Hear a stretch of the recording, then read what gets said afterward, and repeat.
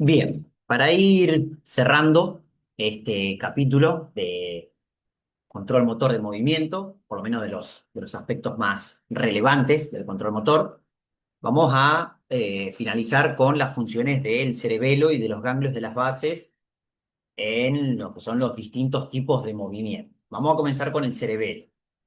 Em, lo primero que tenemos que decir es que el cerebelo según la bibliografía, tiene una división anatómica y una división funcional. ¿Qué quiere decir con esto? Que anatómicamente el cerebelo es dividido como un lóbulo anterior, un lóbulo posterior y un lóbulo flóculo nodular, que es lo que está por debajo. Sin embargo, eh, si uno tuviese que explicar la función de cada uno de los lóbulos por separado, no podría hacer eso, ya que lo que sucede es que el cerebelo funcionalmente se fue desarrollando desde el centro hacia la periferia. Por lo tanto, si uno tuviese que explicar funcionalmente cómo funciona el cerebelo, tendría que hacer como si fuese un corte longitudinal en el mismo y mirarlo así desde frente y se vería más o menos como vemos en la imagen acá de la derecha, ¿sí? En donde, como tiene un desarrollo que va desde el centro hacia la periferia, todo lo que es la parte más medial, la parte más interna, es lo más antiguo y es lo que más está relacionado con el equilibrio, mientras que lo que son los hemisferios laterales, la parte lateral, es lo último en el neurodesarrollo, que está más vinculado con lo que es la planificación motora.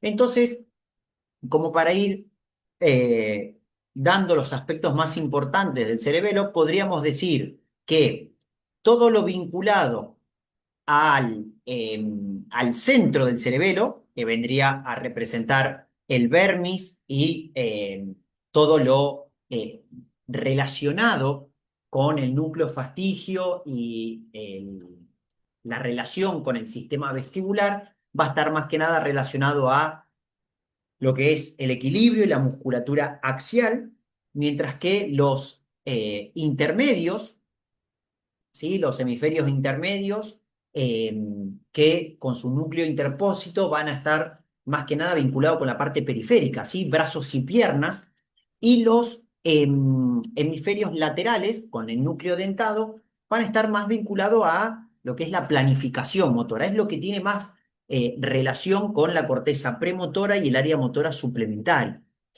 ¿Qué pasa? Cada una de estas estructuras va a cumplir siempre un rol fundamental en lo que es la coordinación del movimiento. E incluso se comenta que el cerebelo tiene una especie de homúnculo también, lo mismo que hemos visto cuando vimos la parte sensitiva y la parte del homúnculo motor, en donde el homúnculo comenzaría con el cuerpo a nivel del vermis y los brazos a nivel de lo que son los hemisferios intermedios. Por eso todo lo que es la parte central coordina musculatura axial y los hemisferios intermedios coordinan todo lo que es eh, la musculatura y las extremidades, tanto de miembros superiores como de miembros inferiores. Ahora bien, dijimos que el cerebelo en clases anteriores cumple un rol fundamental en lo que es el aprendizaje motor. No solamente que se encarga todo el tiempo de estar corrigiendo, ¿sí? De estar haciendo un feedback constante en lo que es el movimiento, sino que también va aprendiendo constantemente de los errores y de esa forma va permitiendo que cuantas más veces se vaya repitiendo el movimiento que estamos haciendo, mucho mejor va a ser la eficiencia de ese movimiento a futuro e incluso hasta muchas veces se puede automatizar. Y esto es básicamente porque el cerebelo recibe un montón de aferencias de distintas estructuras y después genera las respuestas necesarias, que son las correcciones, y las va a enviar hacia distintas estructuras, lo que vendría a ser a través de fibras eferentes. Vamos a ampliar un poquito esta imagen. Cuando hablamos de las fibras aferentes, el cerebelo constantemente está en relación con la corteza. Esto vendría a ser el cerebro-cerebelo, ¿sí? Lo que denominamos como los, en la parte más lateral del cerebelo, ¿sí? Que se lo conoce como neocerebelo o cerebro-cerebelo, que esta parte del cerebelo, con su núcleo dentado, va a estar constantemente en relación con lo que es la corteza, con lo que es la programación del movimiento. Si bien hemos mencionado que en la preprogramación del movimiento los ganglios de la base tienen un rol más protagónico que el cerebelo, este también forma parte de los mismos. Después, a nivel de lo que son los núcleos, sobre todo interpósitos, ¿sí? Con los hemisferios intermedios, eh, podemos ver cómo el cerebelo, lo que es el espinocerebelo o paleocerebelo, recibe todo el tiempo información de receptores somatosensoriales, ¿sí? De lo que es la propiocepción inconsciente, ¿sí? Es toda la información que viene principalmente del uso neuromuscular y de los órganos tendinosos de Golgi, y a su vez recibe mucha información también de lo que es la parte visual y auditiva. Recordemos que el sistema visual tiene una gran conexión con el cerebelo. Es por ese motivo que cuando una persona está viendo lo que está haciendo es más fácil de corregir que cuando lo está percibiendo por sí mismo. El problema es que cuanto más trabaja la parte visual, menos vamos a trabajar la parte propioceptiva. Por eso, para trabajar más la parte propioceptiva, siempre se deben cerrar los ojos la persona. Pero recordemos que la información visual es una gran aferencia del cerebelo. Y finalmente, el vestíbulo cerebelo, toda la parte más axial, más interna del cerebelo, es la que está más en vínculo con el sistema vestibular y con la formación reticular, porque son los que se van a encargar principalmente de regular la coordinación de la musculatura axial, el tono muscular de los músculos posturales, ¿sí? Lo que vamos a denominar un tono postural, y son los que van a permitir que la persona pueda mantenerse en contra de la gravedad. Luego de pasar por los distintos núcleos que tiene el cerebelo, recordemos el fastigio, el interpósito y el dentado, va a tener distintas eferencias, siempre con algún intermediario en el medio.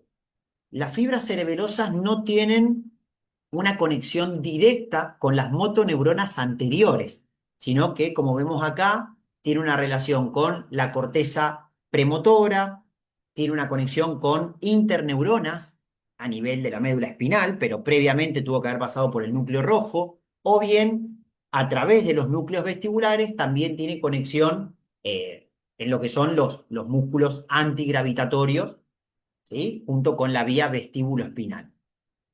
¿Qué queremos decir con esto? Que afecciones a nivel cerebelosa no van a impedir la ejecución del movimiento, pero sí van a impedir una buena programación del mismo.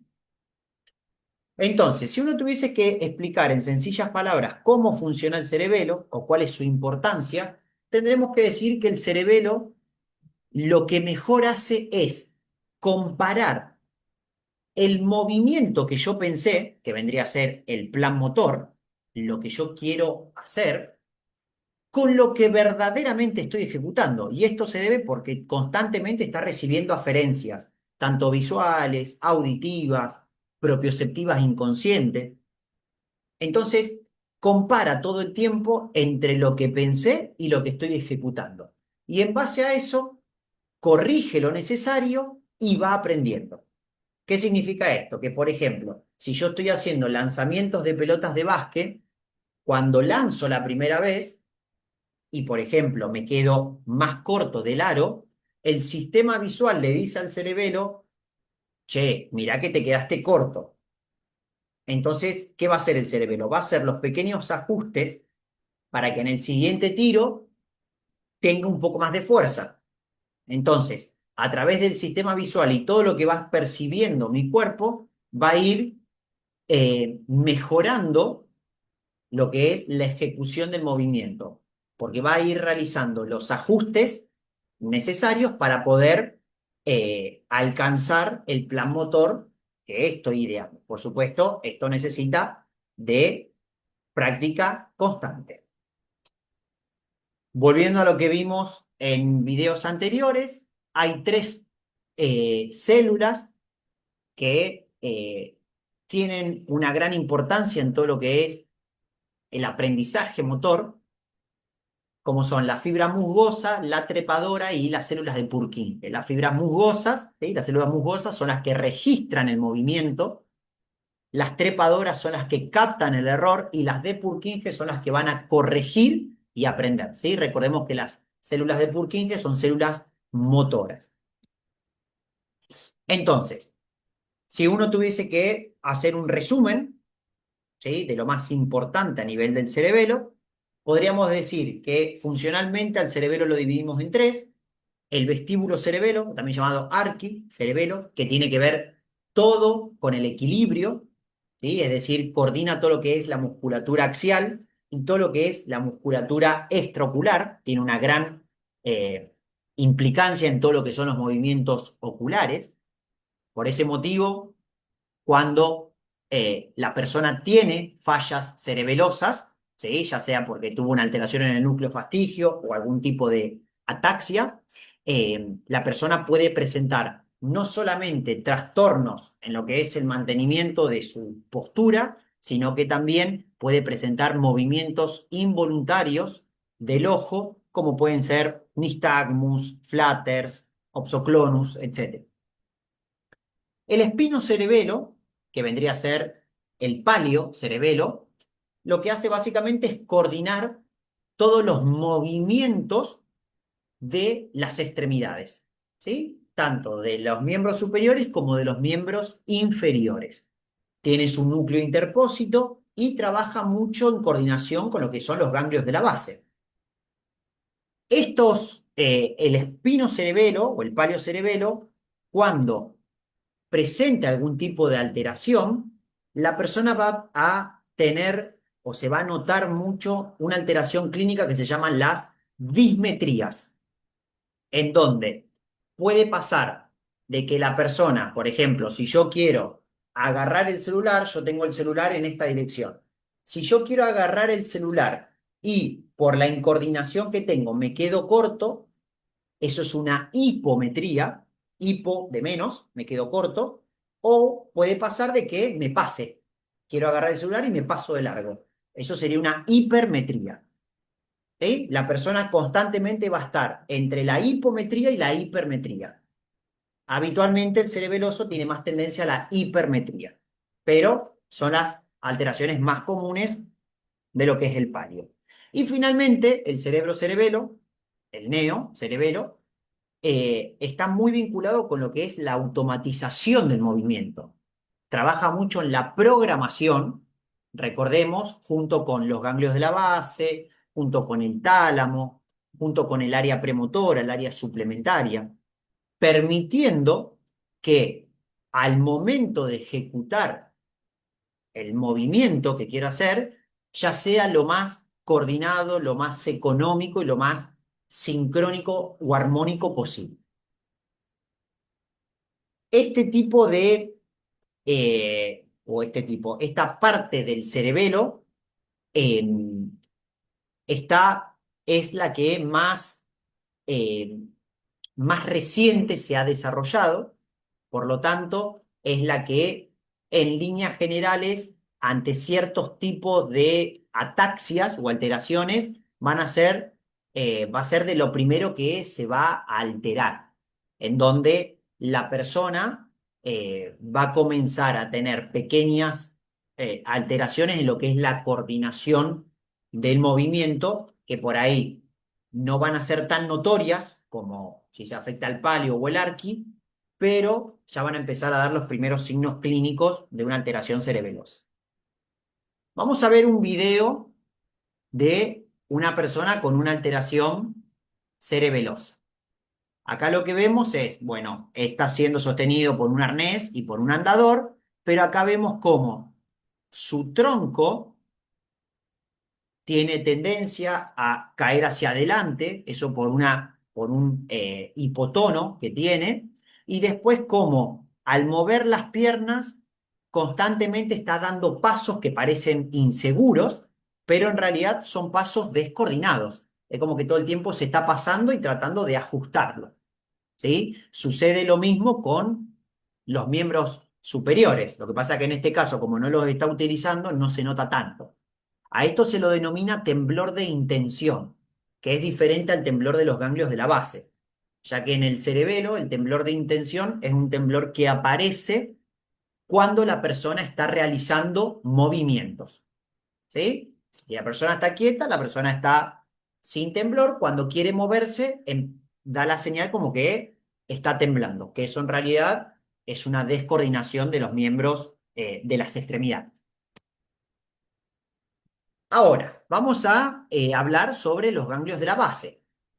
Un breve recuerdo anatómico, ganglios basales, se los llama basales ya que se encuentran en la base de lo que es la corteza, ¿sí? De los ganglios de la base, si bien anatómicamente sabemos que está el núcleo caudado, el putamen, el globus pallidus, lo que es la sustancia negra, ¿sí?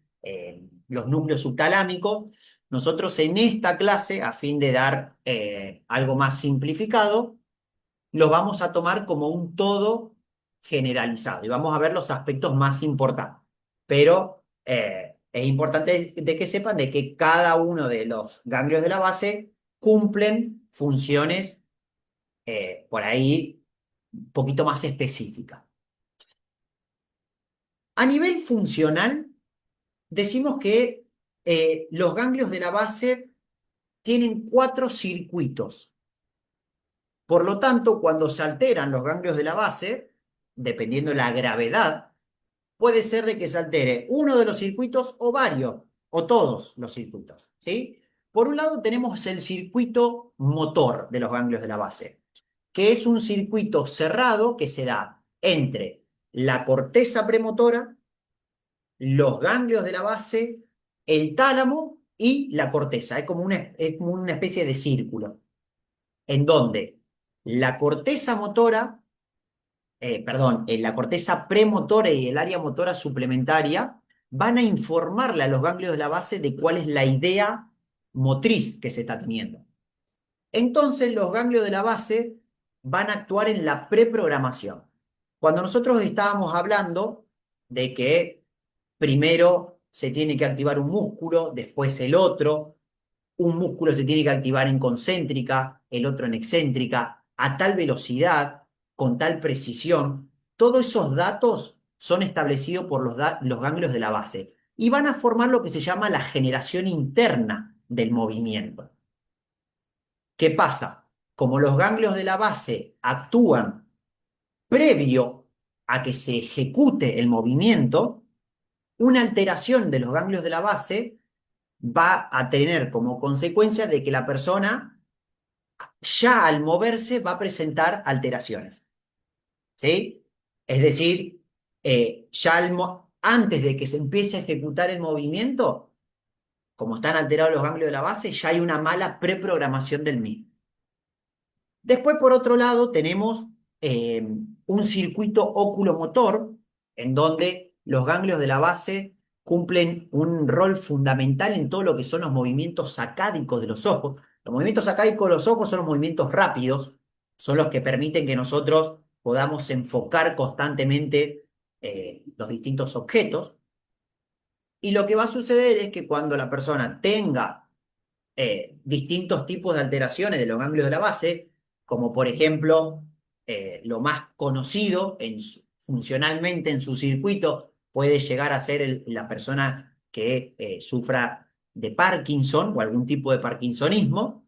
Lo que vamos a observar es que los ojos no se van a mover rápido, sino que van a moverse como si fuese en forma escalonada. lo que clínicamente se lo llama como un signo de la rueda dentada. ¿Y eso por qué? Es básicamente porque los ganglios de la base también actúan lo que es los movimientos de los ojos. Y después, esto más que nada a forma complementaria, es importante que sepan de que los ganglios de la base van a actuar o van a tener un circuito a nivel prefrontal como un circuito límbico.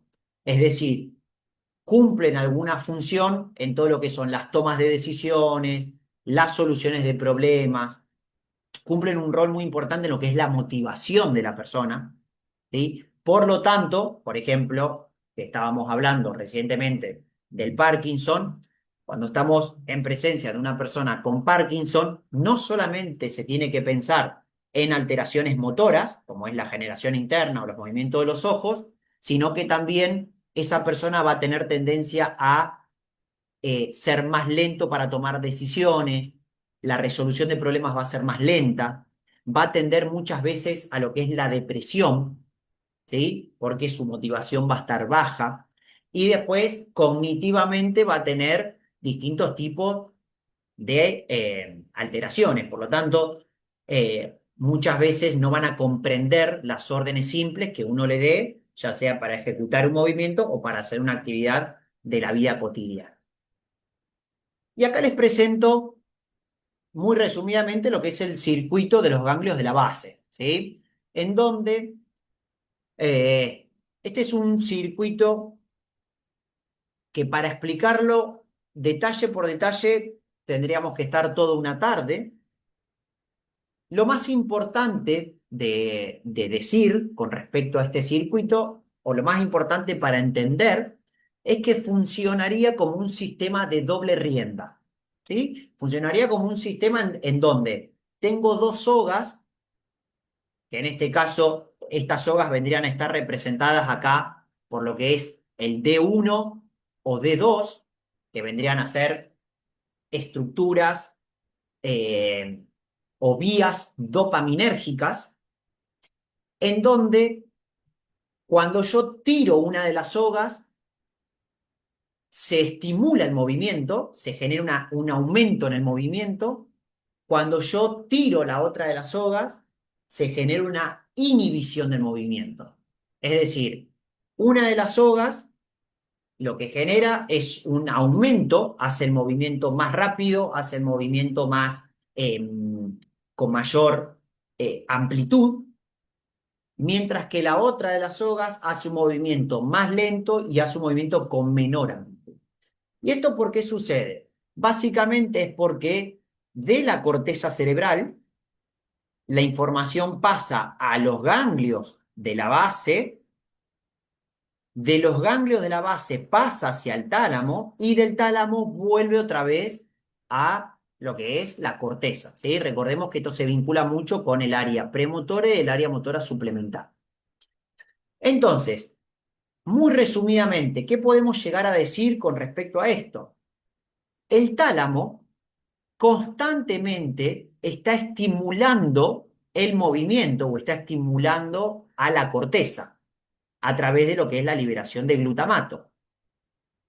Pero ¿qué pasa? El tálamo, a su vez, está siendo inhibido por lo que es el globus pallidus o la sustancia negra, la parte reticular. ¿Sí? ¿Qué va a pasar? Si yo, estas estructuras se están inhibiendo al tálamo, por lo tanto, si yo estimulo lo que es el globus pallidus y la sustancia negra, la parte reticular, si yo estoy estimulando acá, voy a inhibir aún más el tálamo, por lo tanto se me va a dificultar el movimiento. Sucede lo contrario, si yo inhibo, perdón, sí, si yo inhibo acá a el globus pallidus inicial o la sustancia negra pars reticular. Porque si yo inhibo a quien está inhibiendo, automáticamente el tálamo se va a desinhibir y va a estimular a la corteza. A esto me refiero con que pueden estar toda una tarde jugando con estimulaciones e inhibiciones, y no es el objetivo de este video. Lo importante de este video es saber que tenemos dos vías. Una vía directa, que está representada por D1, que es, podríamos decir, es estimulante del movimiento, porque lo que hace es inhibir a quien está inhibiendo al tálamo. O tenemos una vía indirecta, que vendría a estar representado como D2, simplemente se le llama vía indirecta porque tiene una sinapsis más en el medio, tiene un recorrido más, en donde la vía indirecta va a ser inhibitoria del movimiento. Es decir, vuelvo a las dos riendas. La vía estimulante, la vía dopaminérgica 1, cuando yo la estimulo, el movimiento es más rápido y más amplio. Y también podríamos decir con mayor tono. Cuando yo estimulo la vía D2, la rienda D2, el movimiento es o sea, cumple un rol inhibitorio. Entonces el movimiento es más lento, con menos amplitud, ¿sí? Y con un tono más bajo. Ahora,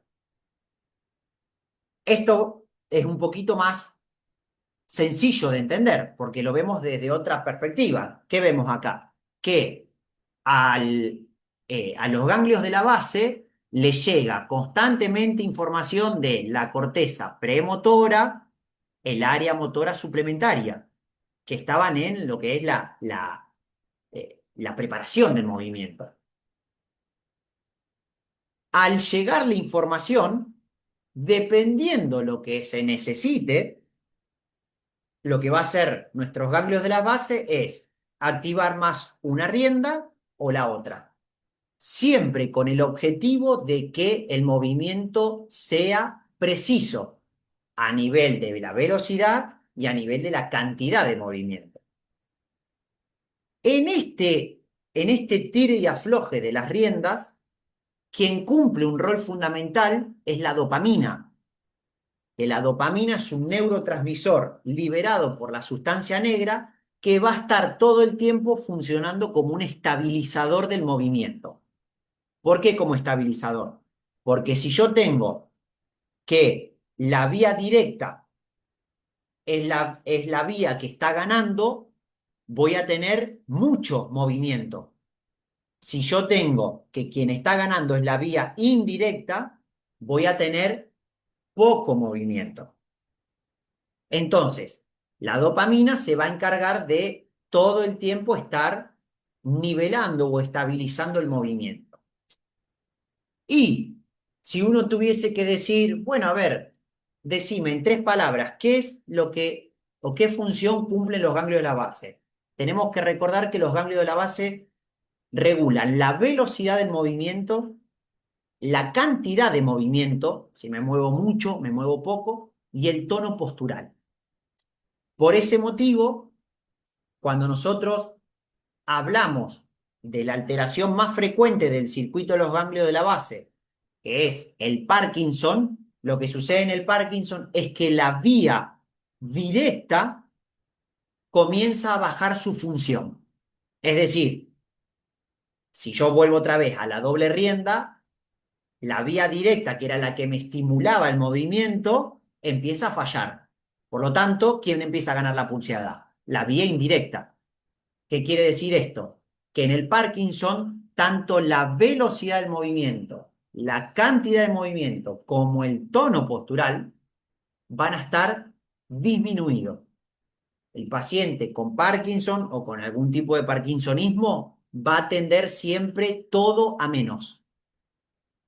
Va a ser una persona que va a ser más lento para responder, va a ser una persona que va a ser más lenta para resolver problemas, una persona que va a tener menos motivación, una persona que al mover los ojos se va a mover más lento y, por supuesto, al hacer todos los determinados tipos de actividades o movimientos con el cuerpo, se va a mover más lento.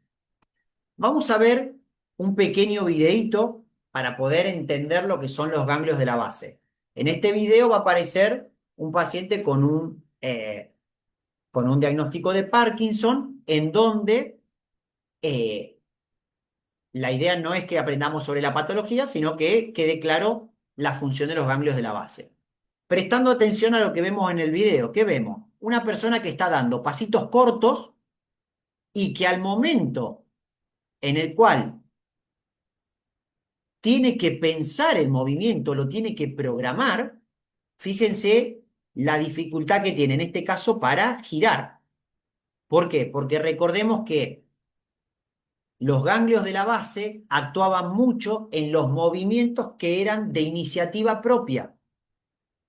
Entonces, en este caso, la persona cuando tiene que girar, que le implica una gran demanda del control postural, ahí fíjense lo que tarda. Todo con pasitos cortos. Todo con pasitos cortos, pasitos chiquitos. Poca velocidad, poca amplitud de movimiento. Acá fíjense cómo tiene que pasar por una puerta. Esto es una gran demanda en lo que es un ajuste postural anticipatorio, y cómo por el simple hecho de tener que ajustarse al entorno, que en este caso es una puerta, cómo cambia su velocidad. Ahora, esto es cómo inicia el movimiento con los giros, ¿sí? Fíjense todo el pasito corto, una base de sustentación muy estrecha, un gran riesgo de caída, ya que no se puede mover tanto. Y comparémoslo con cuando se le ponen lo que se llaman pistas visuales. ¿Qué sucede acá? Se le ponen marcas en el piso en el cual esta persona ya no tiene que hacer un movimiento de iniciación propia. Tiene un estímulo externo, que en este caso son las pistas visuales, en donde la información le entra por la vista y los ganglios de la base dejan de cumplir tanto su función, porque acá empieza a trabajar mucho el cerebelo, porque está haciendo un feedback constante. Entonces, fíjense cómo esta misma persona, con las pistas visuales, cambia la forma de moverse. O en este caso, una pista auditiva. La persona se mueve al ritmo del sonido. Fíjense cómo coordina el pie con el sonido. ¿Qué pasa? Estas son estrategias de evaluación que se hacen para ver si los ganglios de la base están comprometidos o no. Porque si una persona, por iniciación propia, se queda dura al moverse, se queda congelada al moverse, y cuando uno simplemente le pone un par de pistas visuales, mejora mucho su movimiento, es que el problema está en lo que es el circuito de los ganglios de la base.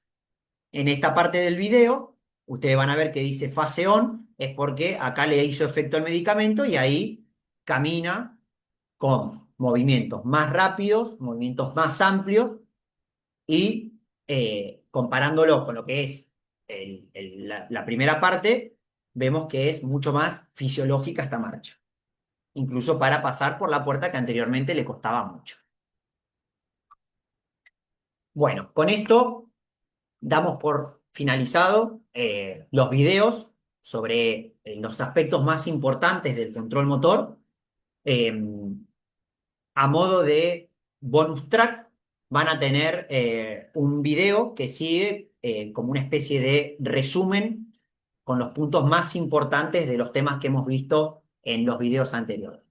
Desde ya, muchas gracias y nos veremos en las clases presenciales.